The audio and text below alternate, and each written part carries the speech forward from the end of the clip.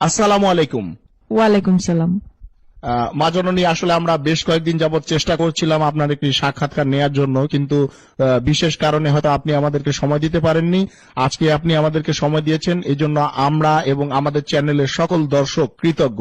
হ্যাঁ, আসলে আমি সবসময় পর্দার আড়ালে থাকি আর সবসময় বিভিন্ন মানুষের সমস্যা সমাধানের জন্য তদবির নিয়ে ব্যস্ত থাকি, তাই আপনাদের এতদিন সময় দিতে পারিনি। যা বলার একটু তাড়াতাড়ি বলবেন, ভিতরে লোক বসা, তারা অনেক দূর দূরান্ত থেকে আসছে। মা জননী, আমরা বিভিন্ন গণমাধ্যম এবং লোকমুখে জানতে পেরেছি যে আপনার অনেক অলৌকিক ক্ষমতা রয়েছে, যা দিয়ে আপনি লোকেদের তদবির দেন এবং বিভিন্ন সমস্যার সমাধান করেন। এই ক্ষমতা আপনি কোথায় থেকে পেলেন বা কিভাবে পেলেন, যদি আমাদের দর্শকদের জন্য একটু বলতেন। আমার বাবা মারা যান। আমার বাবার ভীষণ ইচ্ছা ছিল আমি যেন হাফেজা হই, তাই আল্লাহর অশেষ রহমতে মাত্র 7 বছর বয়সে আমি কুরআন খতম দেই। এরপর আমার 11 বছর বয়সে একদিন একজন আলেম জিনের সাথে আমার স্বপ্নযোগে সাক্ষাৎ হয়। তিনি আমাকে মানবতার সেবা করার জন্য আধ্যাত্মিক শিক্ষা ও জ্ঞান দান করেন। তারপর 12 বছর বয়স থেকে আজ অবধি মানবতার সেবায় কাজ করে যাচ্ছি। আপনি আসলে কি কি বিষয়ে তদবির দিয়ে থাকেন? যদি কোনো ছেলে বা মেয়ে কাউকে মন থেকে সত্যি ভালোবাসে, আমি চ্যালেঞ্জ করে বলতে পারি 48 ঘন্টার মধ্যেই সেই ছেলে বা মেয়ে ছুটে আসবে তার কাছে।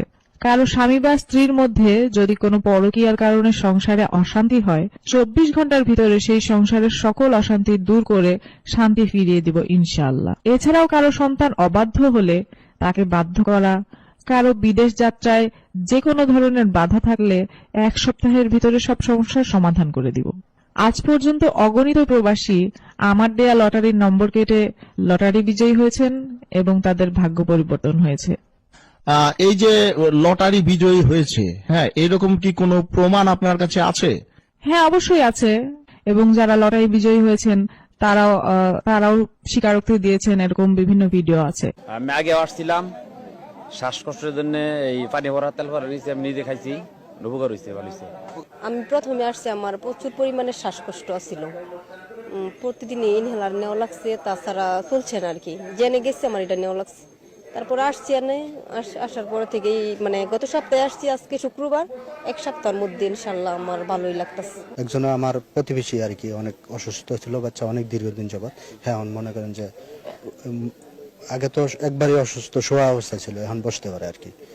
তো এই ধরনের আরো 2-3 জন আসছে আর কি, যার কারণে আমরা আসছে এখানে ওই সন্তানদের জন্যই যায়। সমস্যা ভালো বেলা গাইছে। আমি ঠ্যাঙ্গার ব্যথা আর কোমরের ব্যথা প্রথমে আছি এখানে। শুনছি সবাই আসলে নাকি যেটা এই অসুস্থতা থাকে এটা নাকি ভালো হয়ে আসে। মা জননী, এইসব কাজের জন্য আপনি আসলে কত হাদিয়া নেন?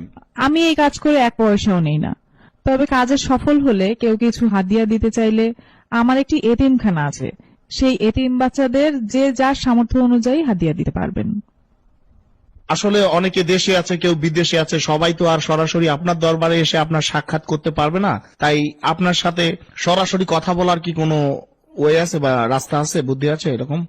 আমার সাথে সরাসরি মোবাইলে কথা বলেও তদবির নিতে পারবেন।